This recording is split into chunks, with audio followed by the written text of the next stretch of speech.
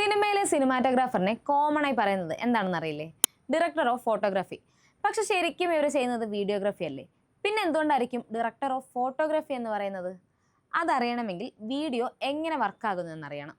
നമ്മൾ കാണുന്ന ഓരോ വിഷ്വൽസും FPS-ലാണ് കാണുന്നത്, അതായത് ഫ്രെയിംസ് പെർ സെക്കൻഡ്. ഒരു സെക്കൻഡിൽ നമ്മൾ എത്ര ഫ്രെയിംസ് കാണുന്നു അതിനെയാണ് ഫ്രെയിംസ് പെർ സെക്കൻഡ് എന്ന് പറയുന്നത്. 24 ഫ്രെയിംസിലാണ് യൂഷ്വലി നമ്മൾ കാണുന്ന വിഷ്വൽസ് എടുക്കുന്നത്. നമ്മുടെ ഫോണിലും 30 FPS, 60 FPS എന്നീ രീതിയിലാണുള്ളത്. 24 ഫ്രെയിംസിൽ ഒരു വീഡിയോ എടുക്കുമ്പോൾ ഒരു സെക്കൻഡിൽ 24 ഇമേജസ് അഥവാ ഫ്രെയിംസ് ആണ് നമ്മൾ കാണുന്നത്.